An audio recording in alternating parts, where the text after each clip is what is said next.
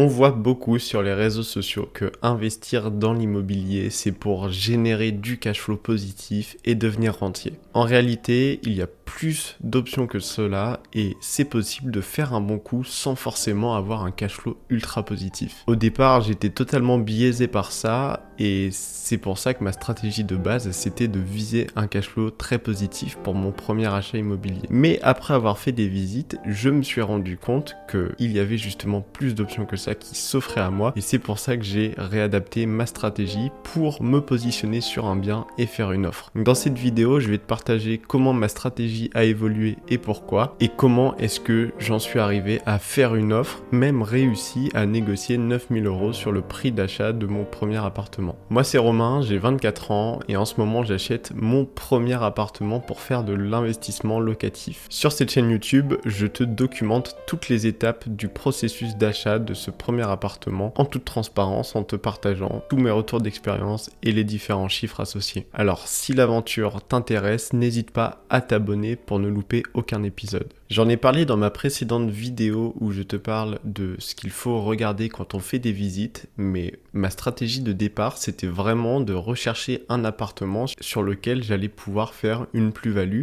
et générer du cash flow positif. En fait l'idée c'était vraiment d'acheter un bien qui était sous-valorisé par rapport à sa valeur réelle sur le marché, de derrière faire des petites rénovations, des travaux de rénovation que ce soit énergétique ou d'embellissement tout simplement, pour avoir des mensualités qui seraient bien inférieures au loyer que j'allais percevoir. Et c'est comme ça qu'on génère un cash flow positif. Bon, en réalité, j'ai bien réajusté le tir puisque en échangeant avec l'agent immobilier, en lui posant toutes mes questions, j'ai pu me rendre compte que c'était pas aussi simple d'arriver dans ce cas de figure-là, surtout sur un studio puisque un studio, le prix d'un studio est connu. On sait chiffrer le prix d'un studio. On sait que un studio dans tel emplacement vaut tant. Et là, en l'occurrence, un studio dans le centre-ville de Reims, comme celui que j'ai visité et celui sur lequel je me suis positionné pour faire une offre, vaut aux alentours des 100 000 €. Donc pour pouvoir générer un cash flow positif, il aurait fallu acheter le studio à un prix qui est bien inférieur à 100 000 € pour derrière avoir justement cet écart entre la mensualité et les loyers perçus. Sauf que pour faire ça, il faut avoir des travaux qui sont conséquents et de ce que j'ai vu sur le marché actuel, les prix sont aux alentours des 80 000 €. Donc si j'avais acheté un studio à 80 000 € et que je devais faire, donc s'il est à 80 000 €, a priori, c'est qu'il y a quand même des travaux relativement conséquents à prévoir.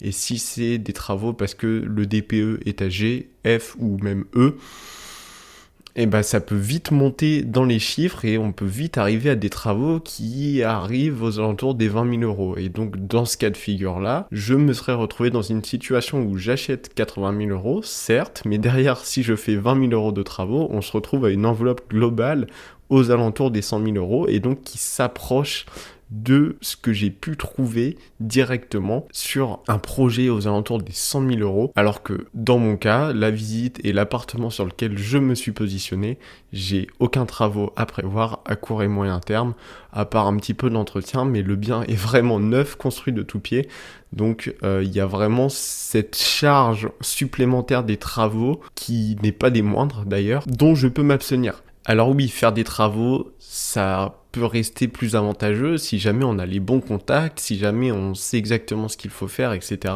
Sauf que moi, c'est pas mon cas. En fait, j'ai zéro connaissance en travaux et j'ai zéro contact, surtout sur le secteur de Reims. Donc, de ma position, c'est beaucoup plus confortable de partir sur un bien neuf sans avoir tous ces travaux à faire. Pour revenir à cette histoire de cash flow, avant d'enchaîner sur la suite, de mon point de vue, de ce que j'ai compris, oui, c'est possible de générer du cash flow, mais c'est pas sans coût. En fait, pour générer du cash flow, comme je le disais, il faut réussir à acheter bien en dessous du marché. Pour ce faire, c'est beaucoup plus facile de le faire via des immeubles de rapport, par exemple, puisque en comparaison avec un studio, là où un studio c'est très chiffrable, en fait, on sait poser un chiffre sur un studio, et bien sur un immeuble avec plusieurs appartements, c'est beaucoup plus difficile. Et sur un immeuble avec plusieurs appartements qui sont un peu délabrés, qui n'ont pas une bonne classe énergétique, où il y a pas mal de travaux à prévoir, c'est très difficile à chiffrer.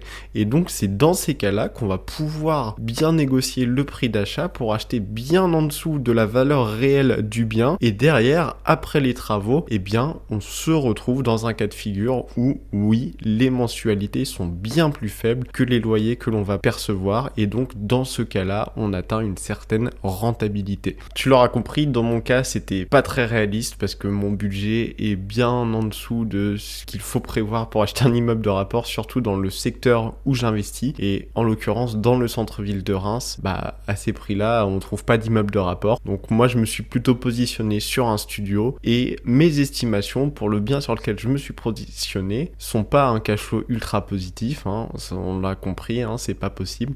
Par contre, je suis sur un projet qui est quasi autofinancé, ce qui veut dire que j'ai un cash flow qui approche de zéro. En réalité, je devrais être entre moins 50 et moins 100 euros par mois, mais ce qui reste hyper intéressant, car si pendant 25 ans, qui serait la durée de mon prêt, je vais payer 100 euros, et bien au final, si je revends l'appartement, je vais quand même générer un bénéfice assez conséquent. Et j'avais fait des calculs, des estimations, si je le revends au bout de 15 ans, par exemple, ce qui est relativement probable, eh bien je m'en tirerai quand même avec plus 30 000 euros de bénéfices, quelque chose comme ça. Tout ça pour dire que pour un premier investissement, je ne vais pas être sur un cash flow positif, mais sur un projet autofinancé, et je pense que ça reste un bon investissement. Comme je vous le partageais dans l'épisode précédent, j'ai fait mes visites un lundi après-midi, et le mercredi de la même semaine, l'agent immobilier m'a relancé pour me positionner, pour faire une offre, déjà recueillir mes feedbacks, et c'est à ce moment-là que moi j'avais pris la décision de faire une offre. Comment j'ai fait mon offre ? Bien, tout d'abord, j'ai commencé par poser des questions et échanger avec l'agent immobilier pour essayer de comprendre aussi la position du vendeur, parce que lui a beaucoup plus d'informations par rapport au vendeur, la marge de négociation, on va dire, et à quel point est-ce qu'on peut être agressif dans l'offre, tout en gardant en tête que l'agent immobilier sera toujours un peu biaisé et voudra pas réellement faire baisser le prix à votre avantage, puisque lui il touche une commission par rapport au prix de vente, donc ça ne l'arrange pas que vous négociez énormément le prix de départ. Par contre, il veut quand même vendre, donc il va quand même essayer de vous aider un peu pour que vous obteniez un bon prix par rapport à ce que vous avez en tête. Moi j'avais en tête au départ d'être très agressif sur le prix, puisque c'est ce qu'on dit souvent, hein, c'est que la bonne affaire en immobilier, elle se fait à l'achat, au prix d'achat, et c'est vraiment le prix d'achat qu'il faut négocier, parce que une fois qu'on a signé, une fois que c'est payé entre guillemets, on peut plus revenir dessus. C'est vraiment là-dessus qu'il faut être bon et négocier. Le prix de l'appartement était affiché à 104 000 euros. De base, j'avais en tête de faire une première offre à 85 000 euros. Bon, là, l'agent immobilier m'a tout de suite dit que c'était un peu trop agressif et que le vendeur risquait d'être vexé, frustré, et que c'est pas bon pour derrière les négociations. Bon, ça c'est ce que j'avais en tête aussi au préalable quand je m'étais renseigné sur le fait qu'il faut pas frustrer non plus le vendeur, parce que sinon ça risque de couper court les négociations et de pas faire affaire en fait. Donc je me suis un petit peu ravisé pour faire une première offre à 90 000 qui selon lui était totalement entendable. Pour faire une offre, vous avez plusieurs options. Vous pouvez faire un email ou faire un courrier directement en recommandé avec les informations qui vous concernent, vos informations personnelles, nom, prénom, a priori ça suffit, le prix d'achat auquel vous souhaitez faire une offre et quelques informations concernant le bien ainsi que le vendeur. Moi dans mon cas c'était très simple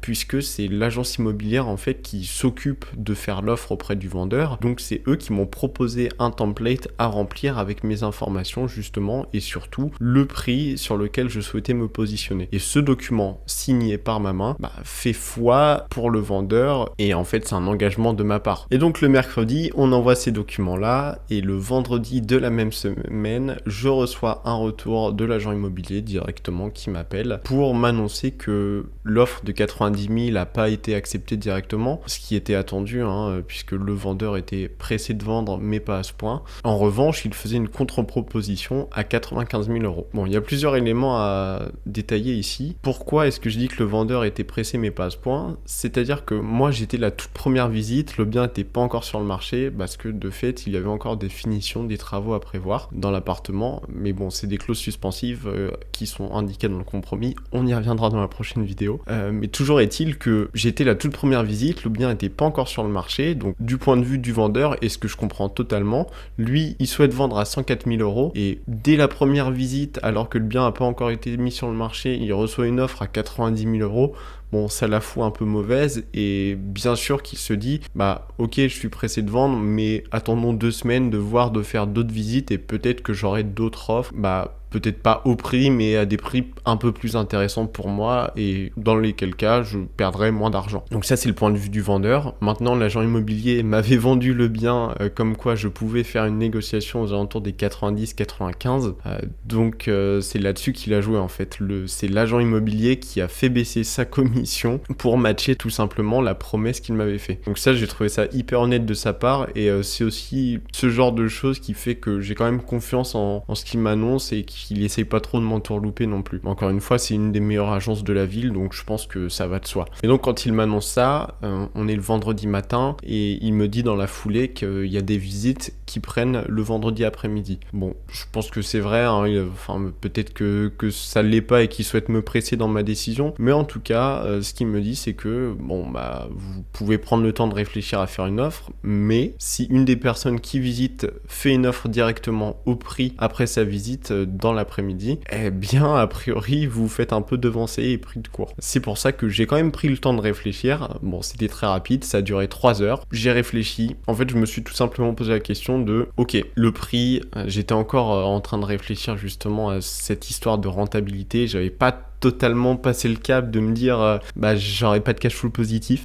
mais j'ai refait tous mes calculs dans tous les sens, et je me suis dit que si je le prends pas, c'est embêtant parce que je vais devoir refaire tout le process, et je suis pas sûr de retrouver un bien aussi intéressant que celui-là. Et c'est la raison principale qui m'a fait pencher sur le fait d'accepter l'offre de 95 000 euros. Et donc j'ai fait un retour positif à l'agent immobilier pour lui dire que oui, je me positionnais sur les 95 000 euros. Donc j'ai accepté l'offre de 95 000 euros. Bon, avec du recul, c'est vrai que je me dis que peut-être que j'aurais pu être un peu plus agressif malgré tout. En fait, tout allait très vite. C'était ma première offre, la première visite. Donc tout allait très vite. Mais chaque élément cochait les cases en fait. Donc il n'y avait pas de raison de prendre du temps et de refuser, etc. En revanche, j'aurais pu être un peu plus détaché de la chose, et de me détacher du fait que ouais, je suis quand même dans un certain confort, tout va très vite, ça marche bien, il y a une bonne relation, etc. Le truc correspond bien, ça coche toutes les cases, et j'aurais pu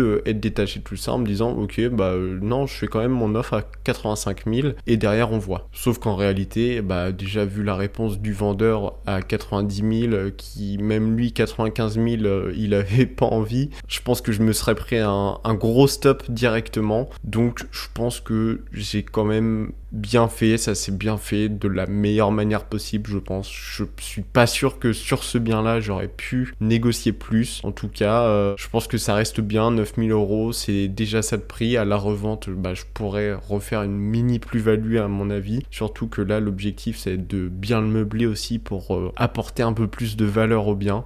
Et encore une fois, ce sera une autre vidéo. Bon, malgré tout, j'étais très content que tout se goupille bien, puisque bah, derrière je peux avancer.